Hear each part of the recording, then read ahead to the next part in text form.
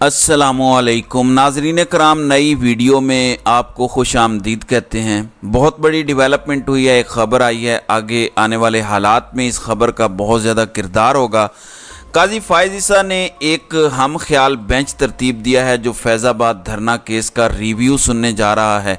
इस केस के फैसले में 2 मेंबर बेंच ने यह कहा था कि जितने भी इदारों के लोग हैं, वो ISI के हैं, MI के हैं, IB के हैं, या जो भी लोग हैं, जो भी सियासत में मुलविस हुए या जिन्होंने किसी सियासी जमात की मदद की या वट एवर, उन सब के ख़िलाफ़ इदारों के अंदर कार्रवाई होनी चाहिए। नाज़रीन इकराम, मैं आपको याद दिलाता चलूँ कि जनरल फैज़ हमीद का उस फैसले में बाकायदा नाम लिया गया, क्योंकि आपको याद होगा कि बावर्दी लोग धरने वालों को पैसे देते हुए कैमरे में मौजूद थे। सब दिखाया गया, उस पर बहुत सख्त रिमार्क्स आए थे। उसमें काजी साहब ने 2014 के धरने पर भी तनकीद की थी और उसमें मज़ीद उन्होंने मुफ्त में तहरीक इंसाफ को भी रगड़ दिया था, जिसकी वजह से तहरीक इंसाफ ने उस पर रिव्यू दायर किया था। उस पर शेख रशीद ने भी रिव्यू दायर किया था और कुछ दीगर लोगों ने भी रिव्यू दायर किया था। उस केस की समाअत अब 28 तारीख को मुकर्रर कर दी गई है। जज अमीनुद्दीन खान, जिनके एक वोट से काजी का लंदन प्रॉपर्टीज़ का केस ख़त्म हुआ, और जस्टिस अतर मिनल्ला, नवाज शरीफ की ज़िंदगी की गारंटी मांगने वाले, वो इस बेंच में शामिल हैं। सो ये 3 बेंच अब इस केस का रिव्यू सुनेंगे। ये समझते हैं कि समझते जाएं कि जस्टिस तारिक और जस्टिस एजाजुल एहसन सीनियर तरीन जजेस हैं, उनको नज़रअंदाज करके अमीनुद्दीन खान और अतर मिनल्ला को साथ बिठा के ये बेंच तरतीब दिया गया है। तो सबसे पहले तो मैं ये कहूँगा कि ये चीफ जस्टिस का इख्तियार है, वो चाहे तो करें।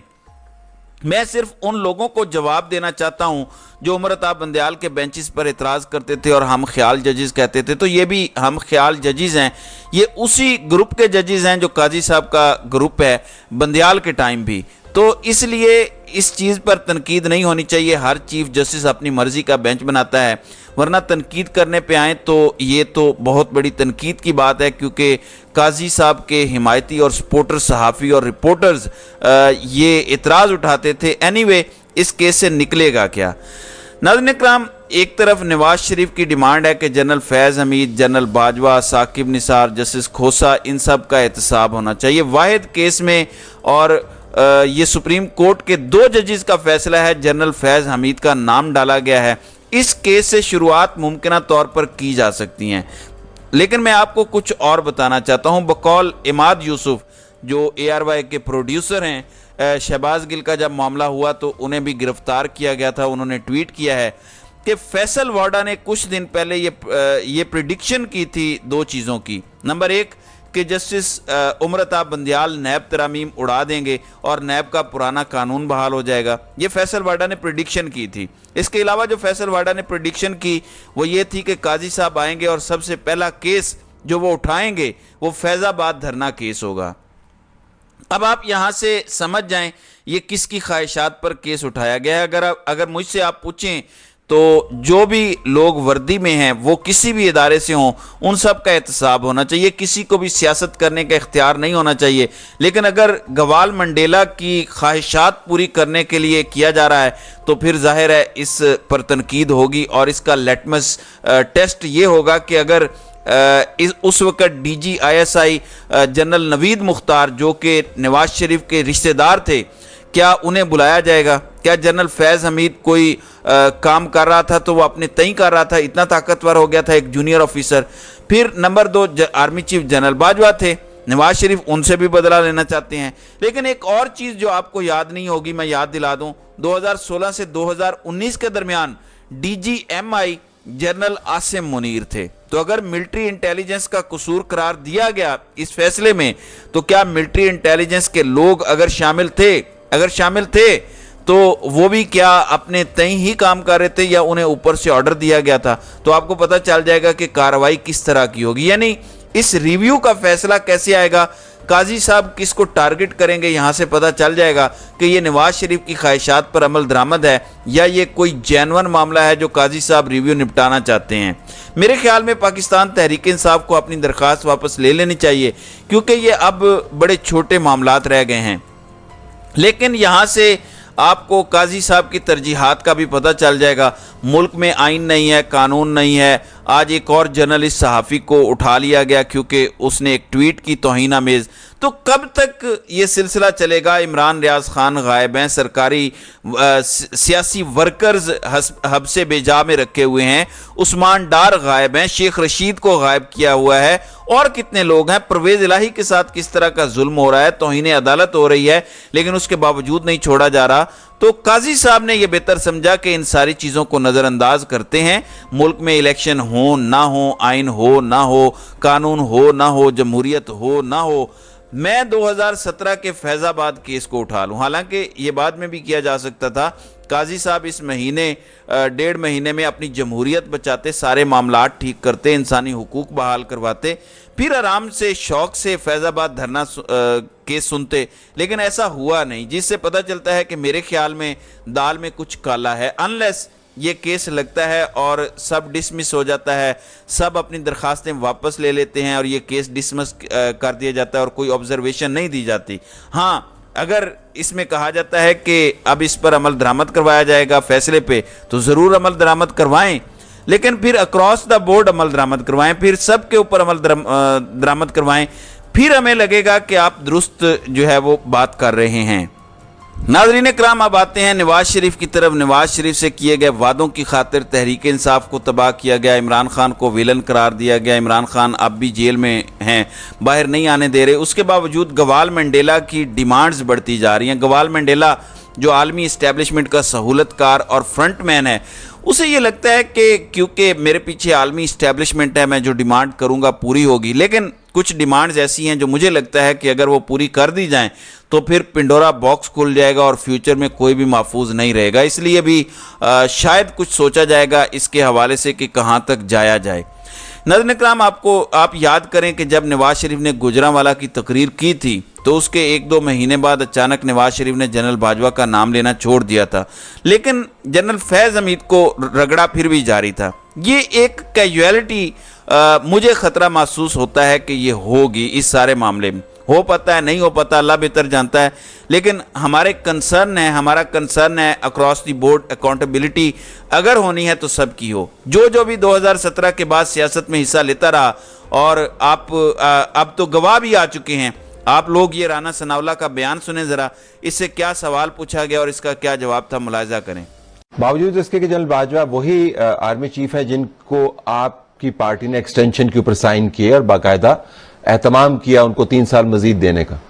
دیکھیں، بعض فیصلے جو ہیں وہ اس وقت کے تقاضوں کے مطابق جو ہے وہ اسٹریٹجی کا حصہ ہوتے ہیں۔ شاید یہ فیصلہ جو ہم نے کیا تو اس فیصلے کے بعد میں جو اثرات مرتب ہوئے تو ان میں ہمیں اپنے ہدف کو حاصل کرنے یا وہ فتنہ اور وہ فساد جو اس ملک پہ مسلط تھا اور وہ جس گریوٹی کے ساتھ مسلط تھا اس کو کم کرنے یا اس کو فیس کرنے میں ہمیں مدد ملی۔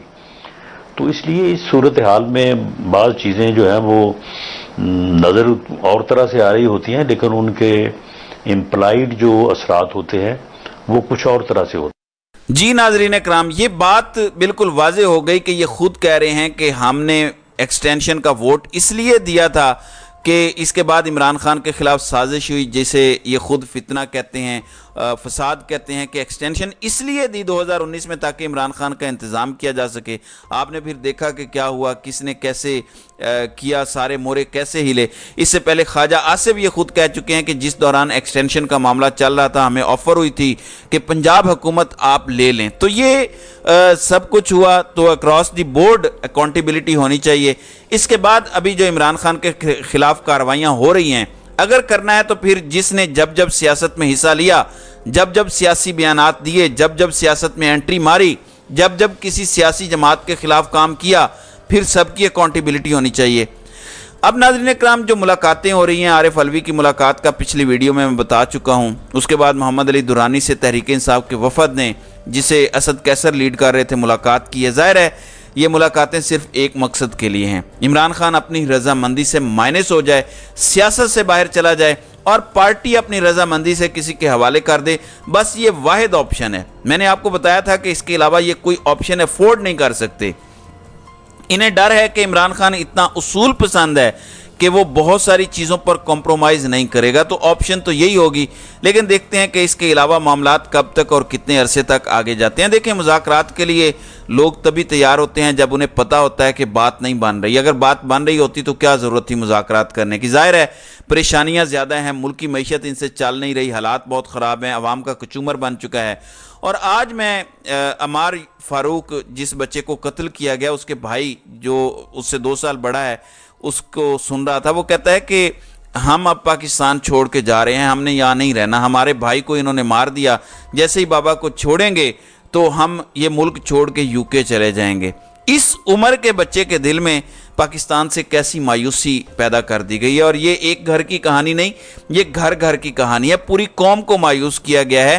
یہ 5th جنریشن وار کا سب سے بڑا ٹول ہے کہ قوم کو مایوس کر دیا جائے۔ انہوں نے یہ جو سب بیرونی قوتوں کی ایما پہ قوم کو مایوس کیا ہے تاکہ یہ قوم کسی قابل نہ رہے اور صرف اچھی غلام بن کے رہے یا یہ ملک چھوڑ جائیں، یہ سوچ سمجھ کے کیا گیا ہے۔ لاکھوں لوگ ہر ماہ ملک چھوڑ کے جا رہے ہیں۔ اتنی بڑی ہجرت جتنی ان 18 ماہ میں ہوئی ہے، میں چیلنج کرنے کو تیار ہوں۔ 1947 میں پاکستان بننے کے بعد ایک ہجرت ہوئی تھی، اور ایک ہجرت پچھلے 16-17 ماہ میں ہوئی ہے۔ یہ میرا چیلنج ہے تمام اداروں کو کہ کوئی بھی ڈیٹا نکال کے مجھے دکھائیں کہ ان 16-17 ماہ میں جتنے لوگ ملک چھوڑ کے گئے ہیں، اس سے زیادہ کبھی گئے ہوں اتنے ٹائم پیریڈ میں۔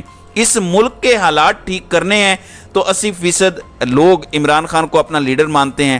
آپ کو عمران خان کو عزت دینی پڑے گی، ورنہ یہی صورتحال مزید بگڑتی جائے گی اور آپ کے لیے صرف نفرتیں بڑھیں گی، جو کوئی بھی نہیں چاہتا۔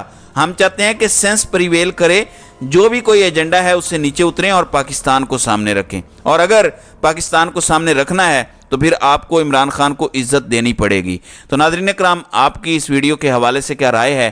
آپ اپنی رائے کا اظہار کامنٹ سیکشن میں ضرور کیجیے گا۔